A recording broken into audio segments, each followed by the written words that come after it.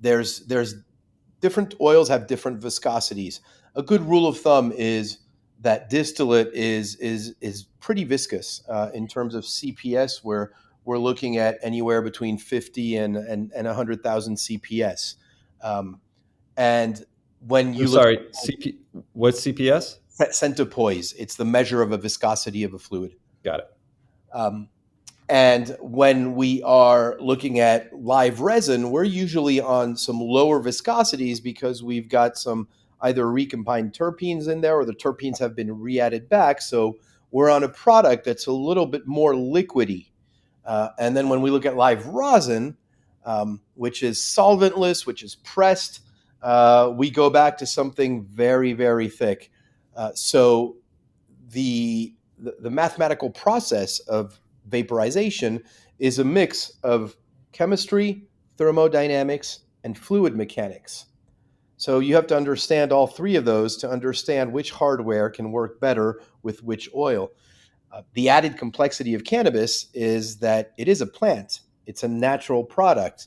So, from one batch to the other of the exact same strain, when you process it, you will have different inputs.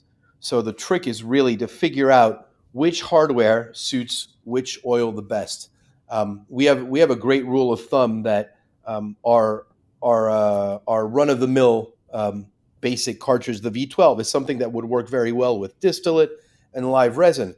For rosin, because you have more of that full flavor, because you have more of that terpenes, we need to use a different device to make sure the client or the patient does not heat it too much.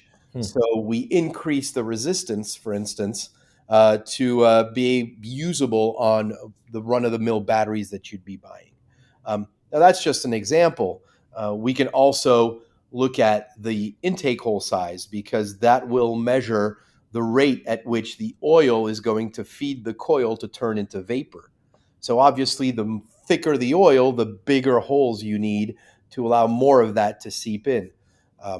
There's a lot more. I'm trying to hit it really high level, but there's a lot more that goes that goes into this, and really the performance of the vape cartridges on the market can literally be divided by 10 or multiplied by 10 by changing one of those variables. Right. And given that fact, and that you were saying, some processors, they're just buying kind of cheap hardware from Alibaba. I imagine that the performance and quality of vape carts in the marketplace can vary widely. Oh, True? immensely. We've done some testing with different viscosities. So let's say you take a very, very thick liquid, like honey, like molasses. If you use a battery, for instance, at a 3.7 volt setting with smaller intake holes, you're essentially not going to allow enough oil to penetrate the coil fast enough when the coil is heating up. So basically, the little that has made it into the coil is going to be burning immediately. And not only are you getting bad flavor, but you're also getting toxic emissions because burning, in essence, is the same thing as combustion. So you're degrading the terpenes and the cannabinoids in there, and potentially ruining the experience.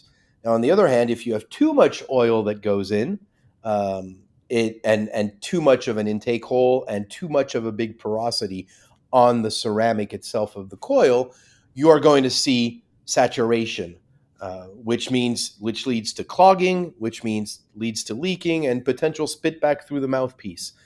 So it is very, very important to really match the hardware to the oil or vice versa and make sure you have a consistent supply. I think that's really the other side to this is the consistency of the quality of the